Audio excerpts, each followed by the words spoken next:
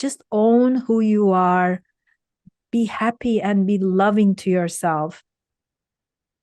Give yourself permission to be who you are and without holding or wearing a mask. Just we are all human beings. None of us is perfect. Awkwardness is good. Awkwardness is fun. Awkwardness is laughter and joy. So just go with it and enjoy your life. Welcome back to the Own Your Awkward podcast. I'm your host, Andy Vargo, and every episode we get into what has made our guests vulnerable and how they've learned how to own their awkward in order to live their best life. Stay tuned so you can hear every awkward moment in today's show.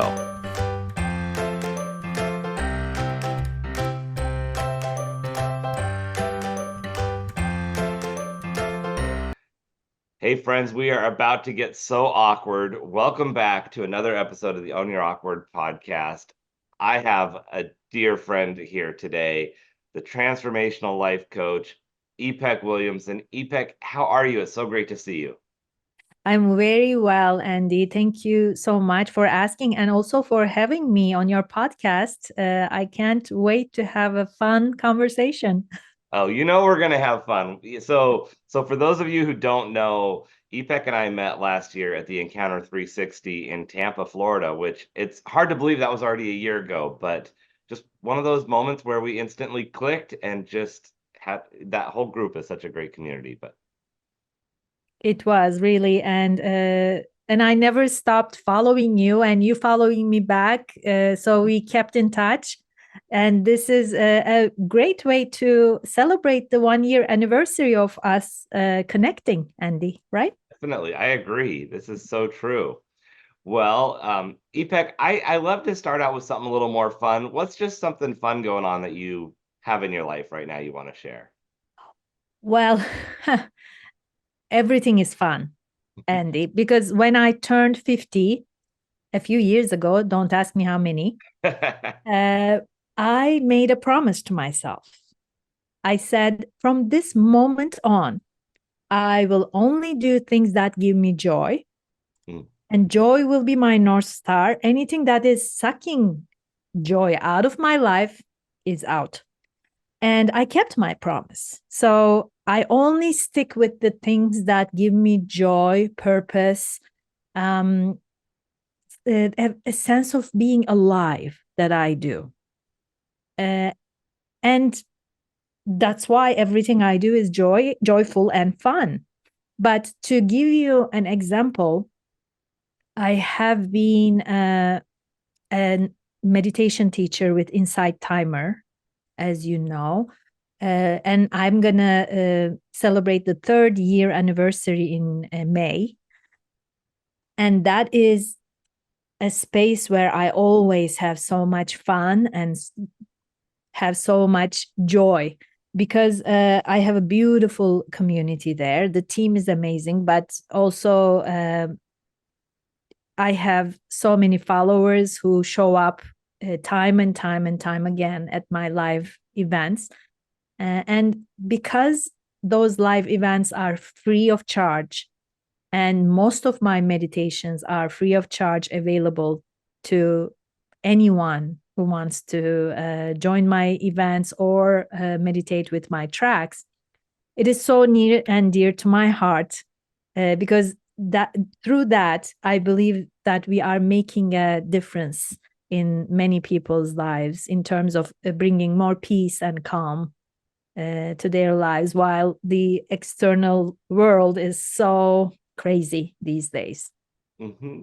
I absolutely love that you made that promise to yourself and Mhm. stuck with it.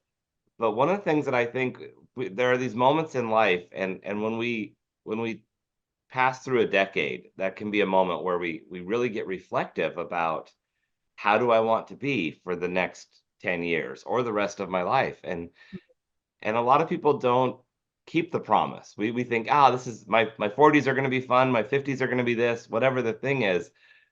But we get a year or two away from it and we don't stick with it. And so it's so inspiring to see that. Thank you for recognizing and acknowledging that, Andy. And I'm proud of myself too.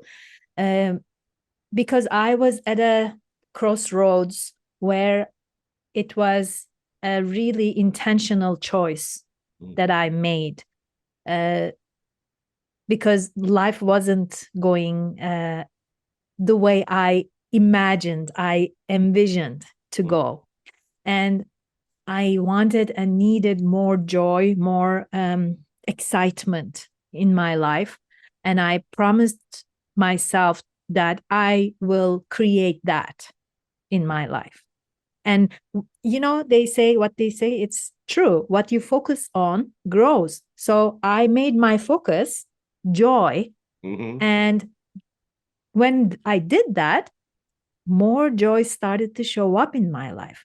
For example, another project that I am very proud of being a part of is My Density Matters nonprofit that I am supporting at the moment. It is a very amazing cause, empowering women, especially. But breast cancer is not only for women, let's remind that. Right. So empowering them with knowledge that something that they need to know and be aware of, and talk to their doctor, as some, I don't want to get into details of it, Right. but that is giving me so much joy, because I know that the work that we are doing saving lives Right. out there. So something like that. Another thing that I do, I do so many things, but that's the problem, Mm. when you focus on joy and you start doing some things and you find out that, oh, this is giving me joy too. Oh, I'm going to do that too. And this is joy too. So positive intelligence, this is my latest hat, the new hat that Okay. I'm putting on, as a positive intelligence coach. So my coaching title is getting longer and longer. Uh, but that is really giving me joy, because in front of my eyes, when I implement the positive intelligence program with groups or individuals, I really see them shifting, and changing right in front of my eyes. It's life changing, is the word that I hear so many times about that program. So when I see people joyful, Mhm. it brings me more joy to me. So it's all aligned with my focus of joy.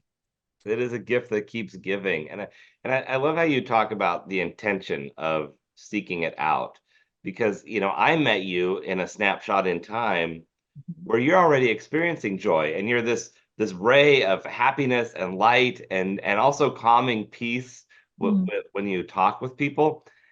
And we don't always know when we meet people what their story is leading up to it. And so for you to say, I was in this space where things didn't feel quite the way I wanted and things were rough, and I knew that I needed to focus on it and make changes. We meet people and we think, oh, EPEC has her life together. Well, good for her. And it's easy to forget that this was a choice you made because things weren't maybe there. And now look at the difference. And like you said, there's joy here, there's joy there, everywhere. Like it's just coming from every angle. And it's so inspiring. So thank you. But one thing that you said, you mentioned your word for this year is focus. Mhm. Um, that is the thing. Too many shiny objects is not good either.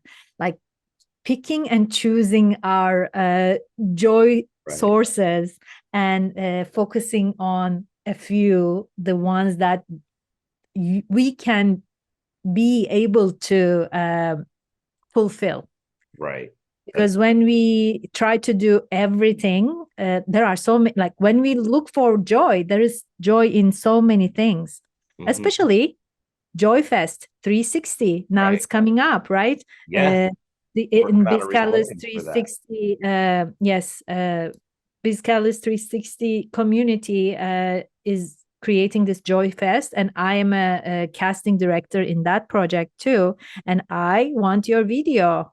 It's on the way. I was actually just thinking about I've been working on the plan for it, and I was thinking about it actually last night about when the snapshot is that I'm going to get to record it. Because if you haven't seen the Biz Catalyst 360 videos, there was what's on your bucket list, there was there was Hope Fest.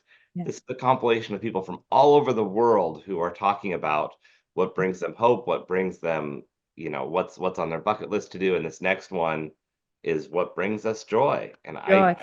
can't wait And to. you know, Andy, you are a perfect person to create a video for that. I remember, like yesterday, your speech at Encounter 360 a year ago.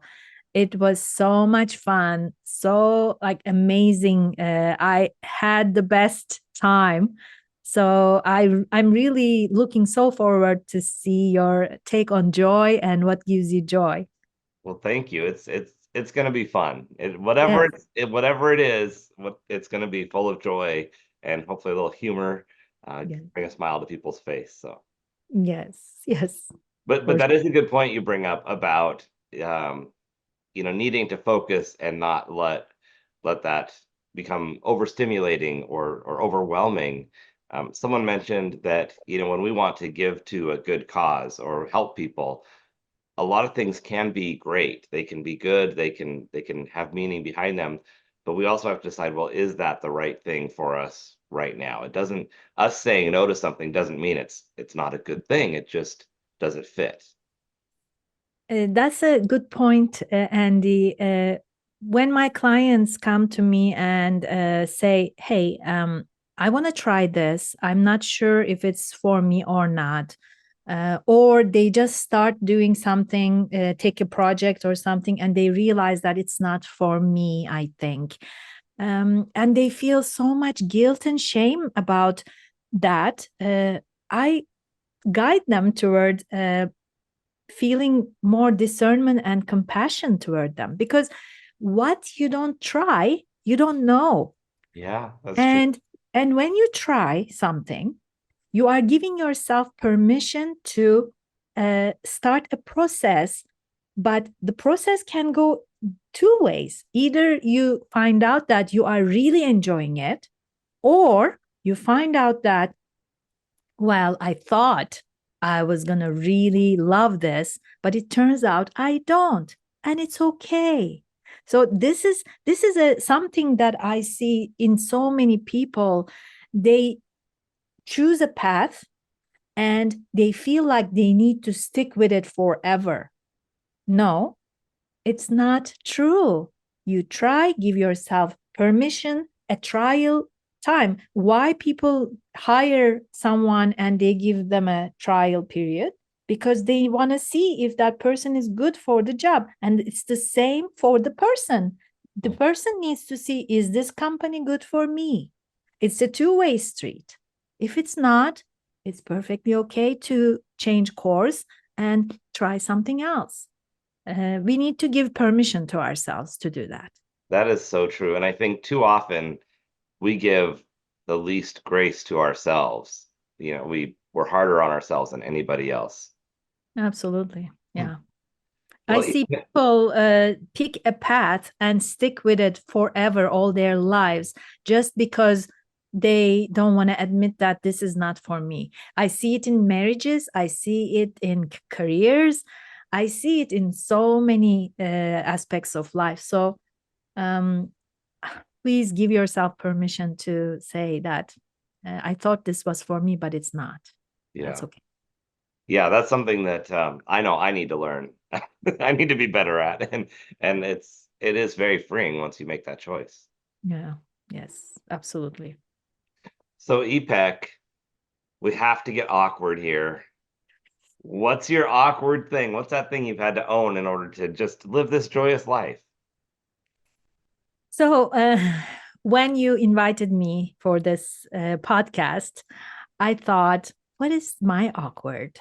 And as you notice, I thought my name might be the awkwardness that I am experiencing in the world, because I'm from Turkey. My name is İpek.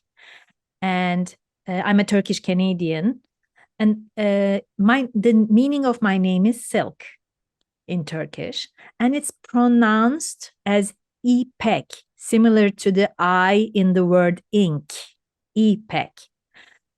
Though I must admit, I've been called everything from IPEC with the I as in the idol to, well, let's just say some versions that would make a dictionary raise an eyebrow.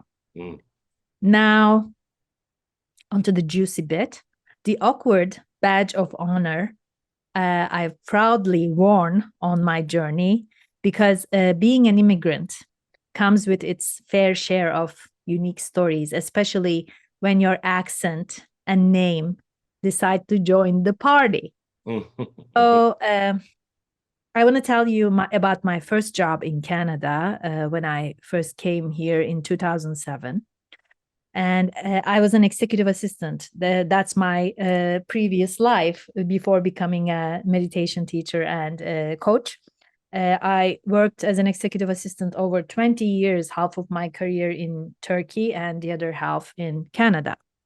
So I came to Canada and I'm working at my first job as an executive assistant to the president of the company. And what part of my duties, one of them is involved listening to voice messages left for my boss. Mm. This sounds pretty simple, right? Oh, no, it wasn't. It was an adventure, all right.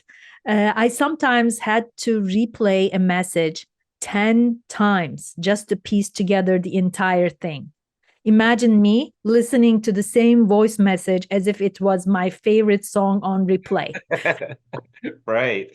Like that was my unofficial crash course in Canadian Accents 101. Because Canada is a beautiful country and that is home to millions of people from all over the world, just like me. So the voice messages left were not always from people who have English as their first language. And that made my job twice as adventurous and difficult, if not more, I mean, crazy. And another thing that came to my mind was the coffee shop saga. Have you ever tried ordering a coffee when your name is İpek? No, I have not. Well, it turns into an impromptu brainstorming session for the barista. Oh. After several visits, I really literally find them my name turned into Epic, iPex, and my personal favorite, eye patch. Oh, eye patch. So, because of that, I decided to adopt a coffee alias. And depending on the day, I was either Emma or Joy. Joy. Okay. Joy is coming Yeah. from those days, you see. Uh-huh. So simple and unassuming, and most importantly, it's hard to get wrong, right? Emma or Joy. So it was my way of blending in. And but that was then. Now I stick with my name, but to make it easier for people, I just spell it out, saying I as in India, P as in Papa, E as in Echo, K as in Kilo, and pronounced as Ipek. Yes.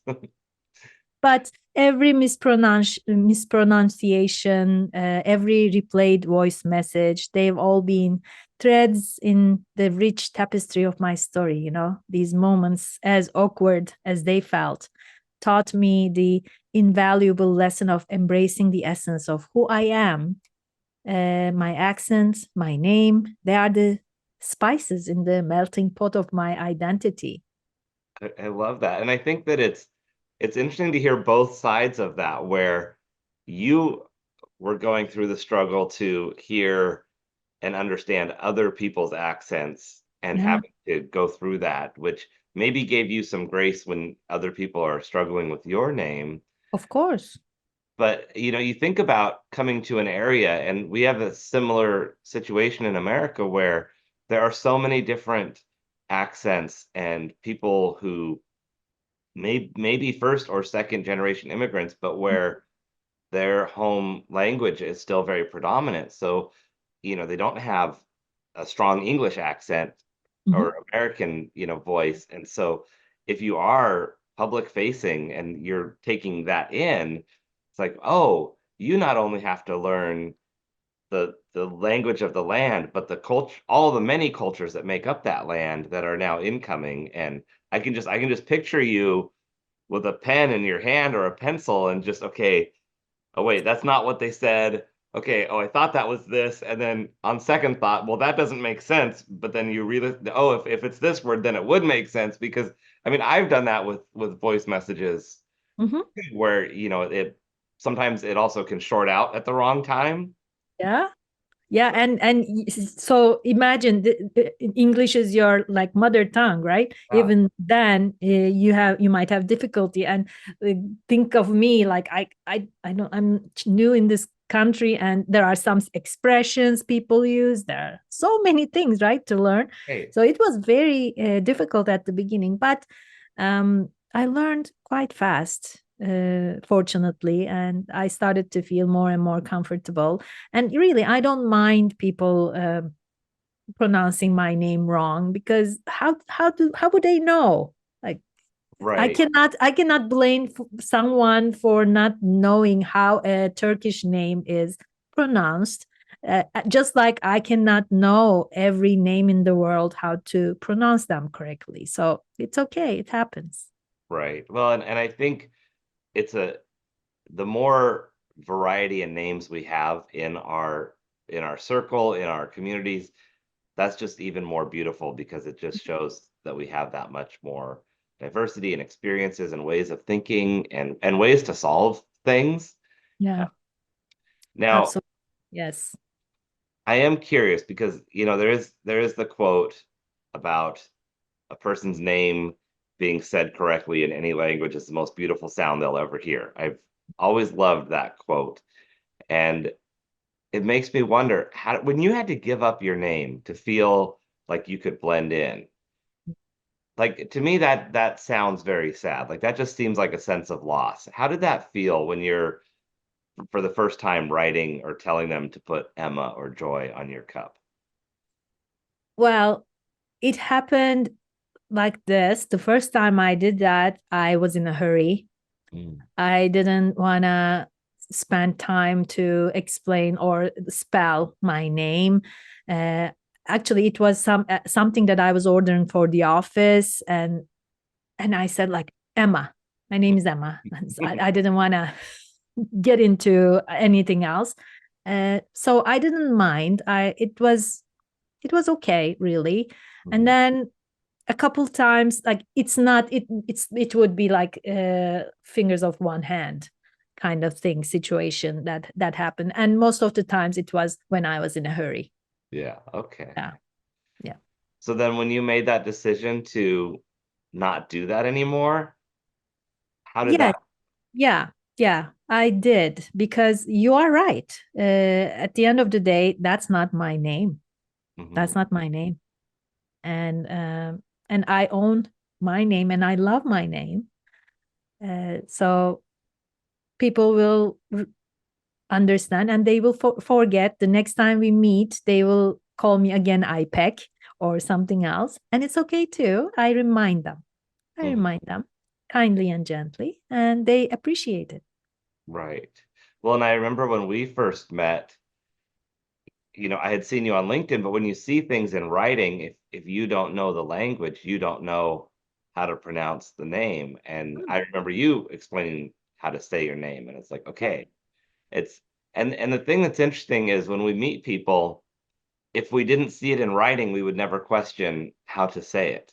I have many friends where I say their name and then I've never seen it written down. Then I see it written down. It's like, oh, that would have confused me more if I saw it in writing first. But Mhm. once we tie the name to the person, you're just EPEC. It doesn't matter how it's written down because that's how I know you. And I really think that the true companionship comes from knowing each other, and then we don't have to have that Mhm. struggle. Yes, the real connection. But, Andy, we are all human beings and we forget things. Like Mhm. you can talk to me a few times in a row and then you remember my name, but let's say 2 years 3 years later we meet and you don't remember how to pronounce my name, and it's okay. It's Mhm. okay. It's Yeah. not a big Well, deal.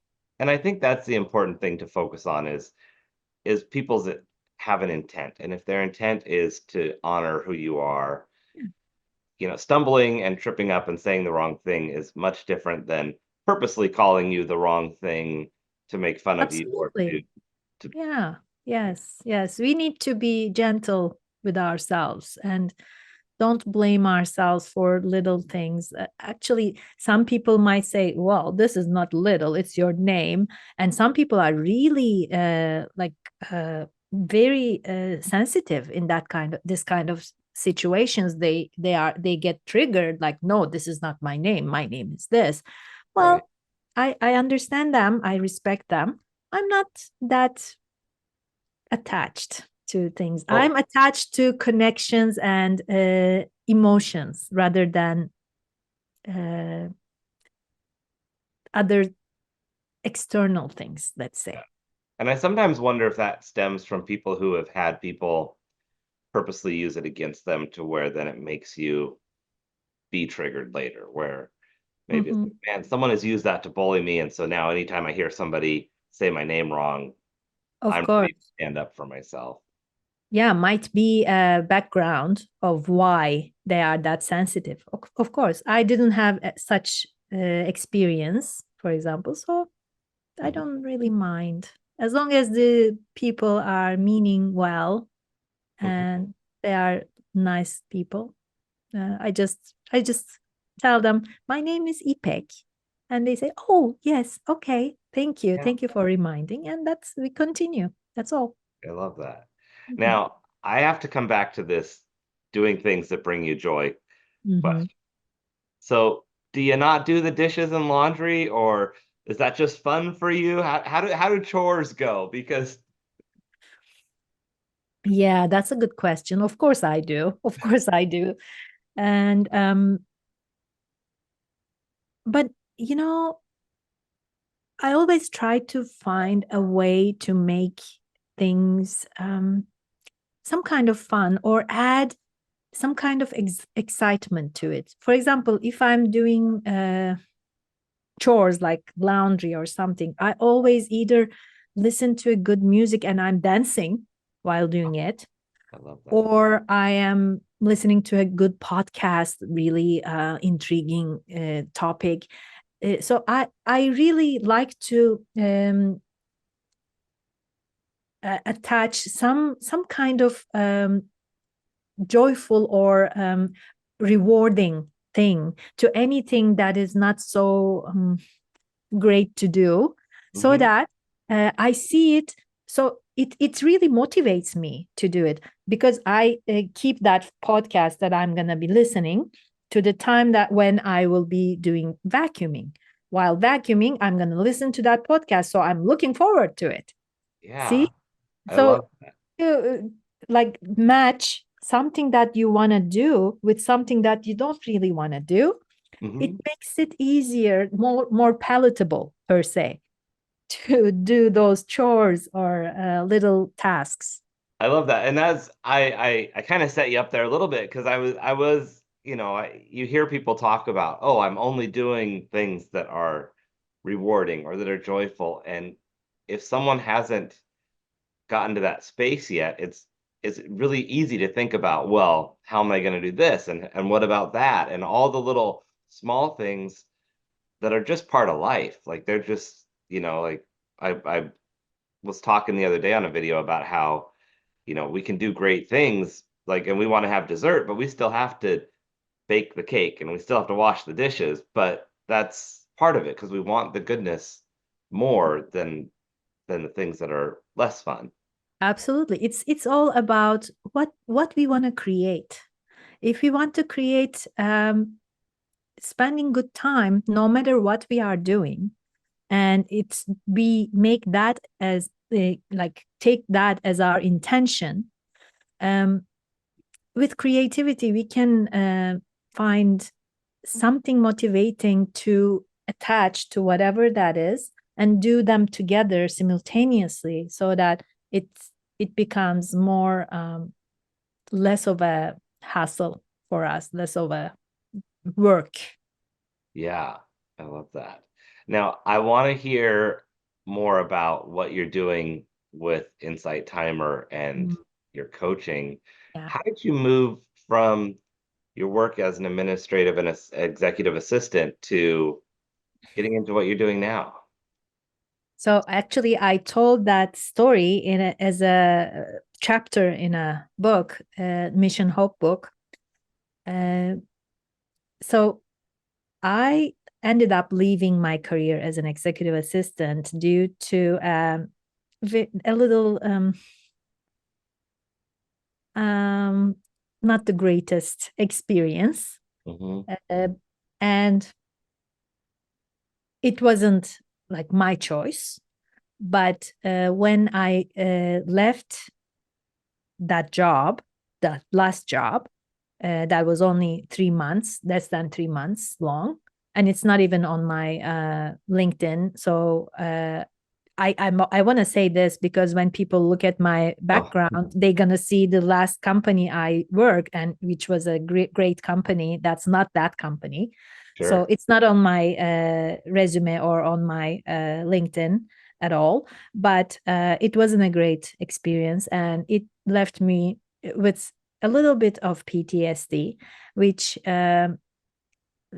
prevented me from going and looking for another job in that area of my career.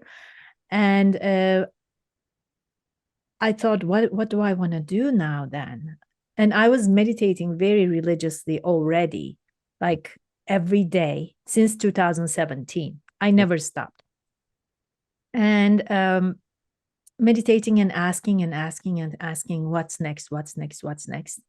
And one day I'm meditating and asking the same question. I heard a voice in my head. It said, be patient. Mm. I literally heard that voice. Like I was like, opening my eyes. I was like, what was that? Who said that? But I heard it in my head, and I tried to remember, was it a woman's voice? Was it a man's voice? No, there was no, I cannot tell. It was just a voice that told me, be patient.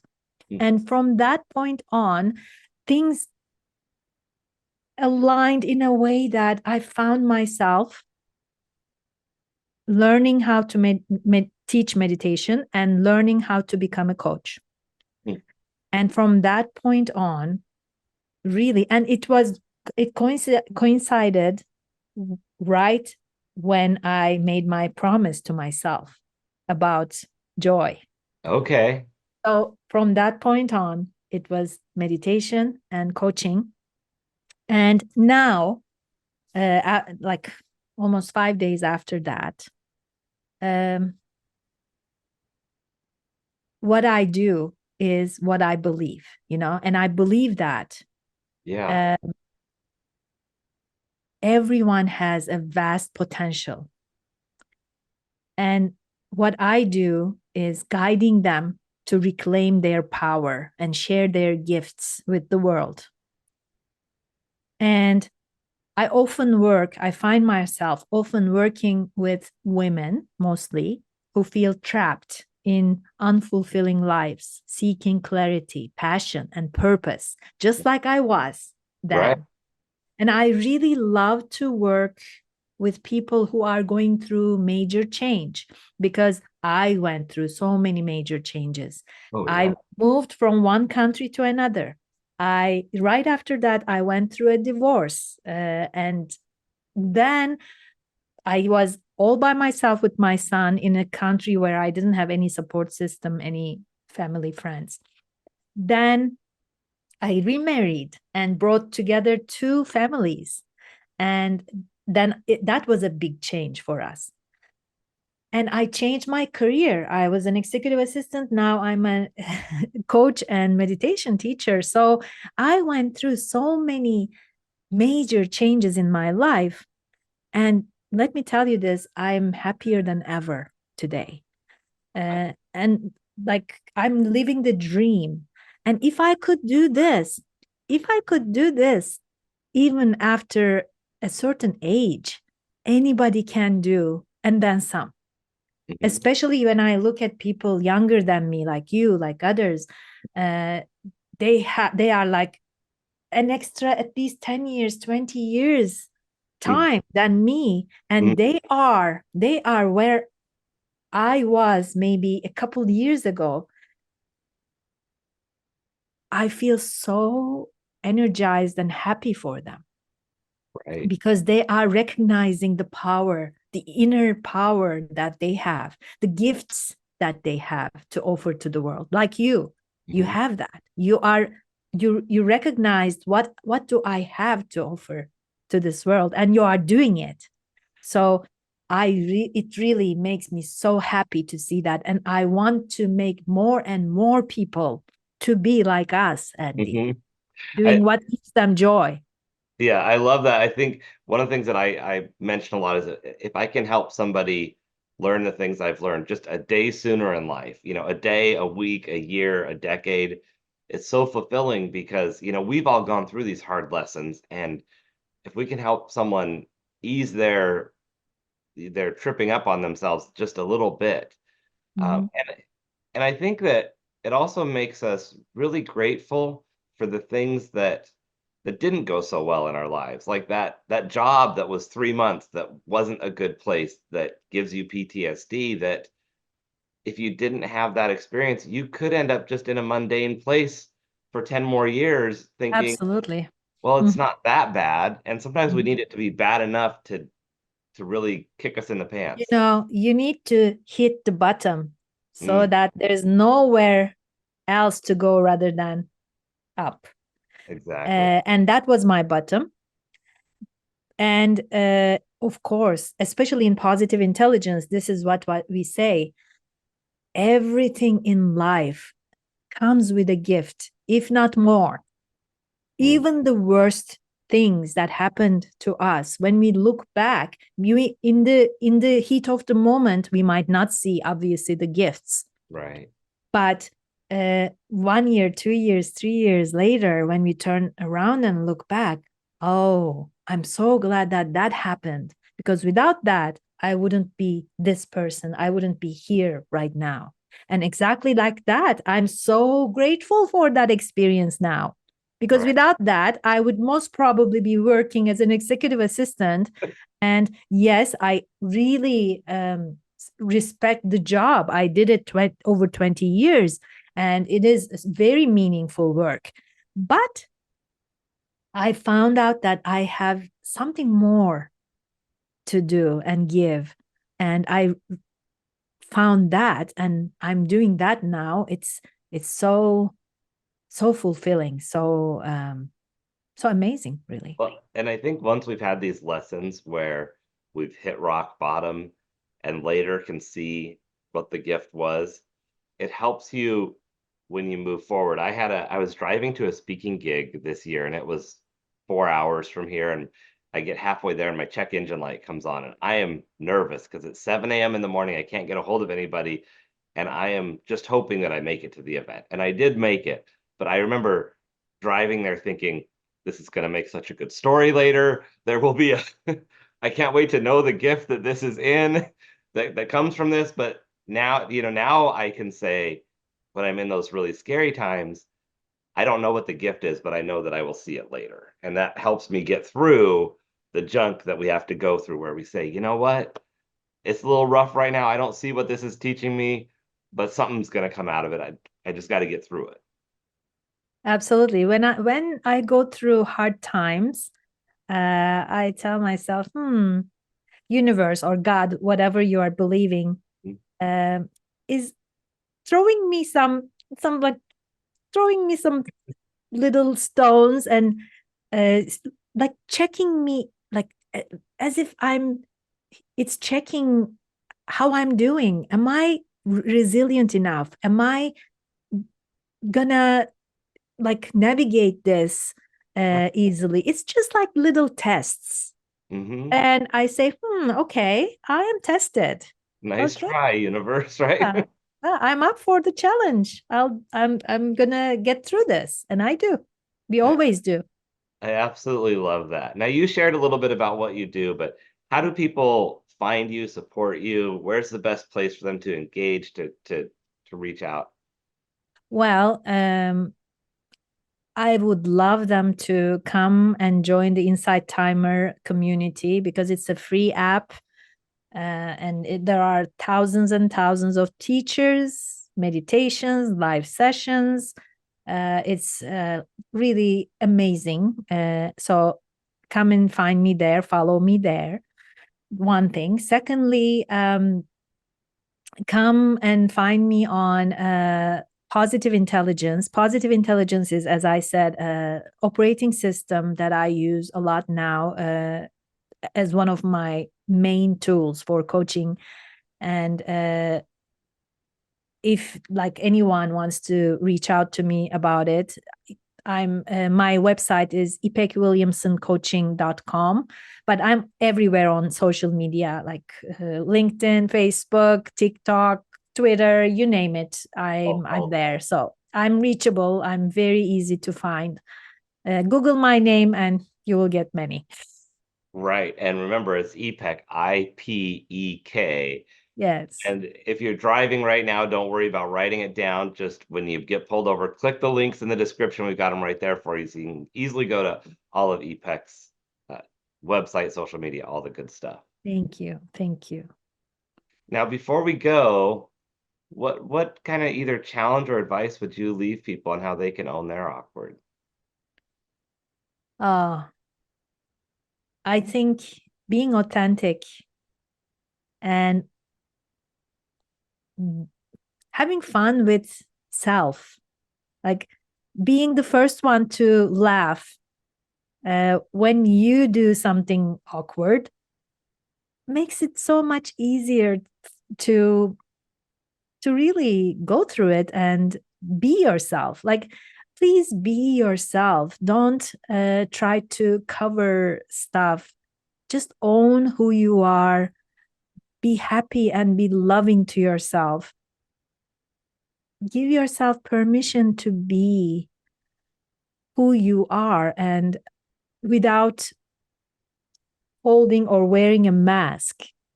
Just we are all human beings. None of us is perfect. Awkwardness is good. Awkwardness is fun. Awkwardness is laughter and joy. So just go with it and enjoy your life. I absolutely love that. Just lean into it, have fun, and find the joy.